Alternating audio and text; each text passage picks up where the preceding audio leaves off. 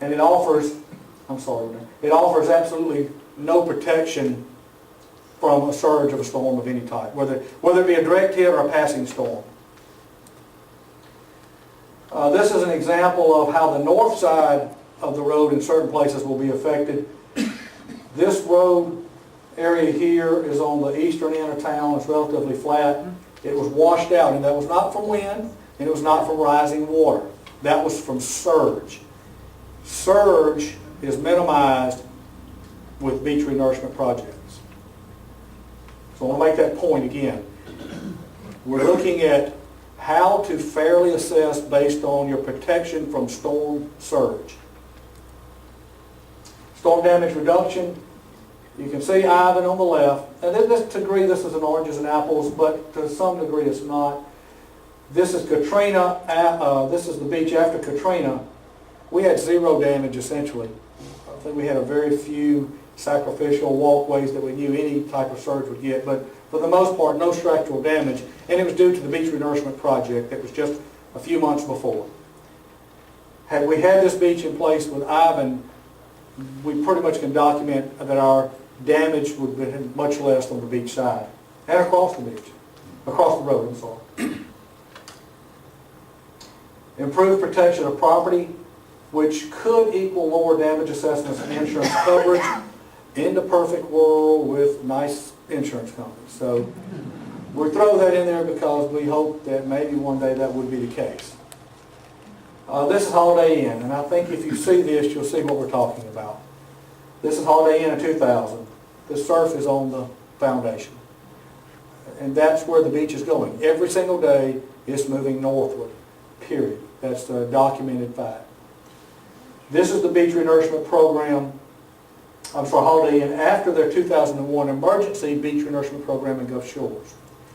Al, could you speak briefly to, or can you, the damage difference between Gulf Shores areas that didn't have the beach renourishment versus this area that did, and Ivan?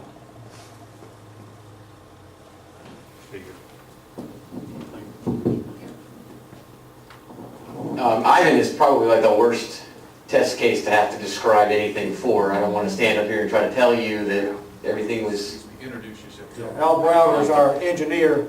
My name is Al Browder. I'm a coastal engineer with Olson Associates. We're a consulting firm from Jacksonville. We were involved in the design and construction of the Gulf Shores project in 2001, as well as the Orange Beach project here in 2005 and 2006. Following Hurricane Ivan, which was now is basically the storm of record in this area, a lot of the properties that were not in as good a condition as this picture on the right indicates experienced a great deal of overtopping and deflation of the beach around the lines of development, including the second line of development behind that. It's the deflation of the profile, the erosion there, that really resulted in a lot of the damage you saw here in Orange Beach. All the pool decks dropping out, all of the footers, everything just falling out because the ground beneath it had eroded away. In Gulf Shores, on the eastern 3 miles there, when they had nourished in 2001, we had very little of that problem. We had a lot of other problems because Hurricane Ivan was quite an event, but we had very little overall deflation there. We were able to maintain the lots around construction, and that's probably the biggest benefit that was gained in that particular storm. Subsequent storms of smaller surge levels, we've been able to keep all the damage restricted to the beach itself so that we are working on repairs to our beach, but anything landward of that operations can pretty much continue on as normal. Thank you, Al. I appreciate that very much. And Al's been a great source of expertise for us. This is Dolphin Island. I don't know that I have to say a whole lot.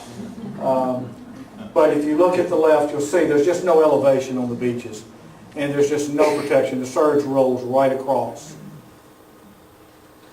This is a little better picture of ground level of how flat and deflated it is. And you can see here on the right, same type of thing. That's where with the beach renourishment project, where you have 4 to 6 feet of elevation, it really eats into the surge as it moves forward and reduces wave height. Is that correct? So I was trying to recall the number. You said a wave can only be 80% as high as the depth of the water. Is that correct? That's, yeah, that's. Okay, so the further out you've got a beach, the further you start breaking down the surge into smaller and smaller components? Is that a layman's term? Break down the waves Break down. before they break on something that you care about. Rising water is a different type of damage than a surge crashing on a structure. Common sense, I guess, would tell us that. So, I think this speaks for itself. Okay, need for the beach renourishment fund too. The second reason is protect the city's economic engine, the beach. We do have a crisis, and the beach is our business. Erosion of sand through natural or storm-related events is inevitable. The beach will always require capital investment to maintain its viability and success because it is a capital asset. Just like any other asset of any other business that is a revenue-generating asset, we have to look at it as such. Maintaining the beach is a new cost of doing business on the beach and in other parts of Orange Beach. To ignore the beach or not to invest will be much more costly in the long run through reduced visits and loss of revenue. Revenues have declined since 2006. A lot of you have seen this slide before, but we have a lot of folks that have contacted me that don't live in Orange Beach but own property here, and they want to know what we were doing to be fiscally responsible. A lot of their suggestions were, and again, they had no real insight into what was going on here, that we needed to cut our expenses, we needed to raise revenues, we needed to do a better job of managing our city. So I want to go through a brief couple of slides to try to convince them we have been doing that. As you can see here, since 2006, our revenues have been coming down. Last year we exceeded our projected revenue because we were very, very conservative, but also because in 2008 there were some ad valorem taxes that were not collected that were deferred and rolled over into 2009. 2010, we again are going to be very, very conservative and project a reduction in revenues. And anytime we project reduced revenues, we reduce our expenditures. And we build in a 10% buffer, which was relatively $2 million between what we expect to collect and what we expect to spend. If you visualize 2008, which is the center of the tallest blue line, I want you to imagine where the expenses were there. They were up close to the top of that blue line. The expenses now are down in here. So that's the amount of expenses, $4.5 million we've eliminated in 2 years in our budget. $2.5 million roughly in personnel costs. This is a pie chart showing that most of our expenses are fixed: salaries, debt service, utilities, and insurance. Out of all the money we generate, this is it. This is all we have to operate the city for a year, 5%. I don't want to pat ourselves on the back, but I think that's fairly lean to run a city of this nature on 5% of income, operating expense. Reduced expenditures. These are some of the examples that we've done to try to manage responsibly.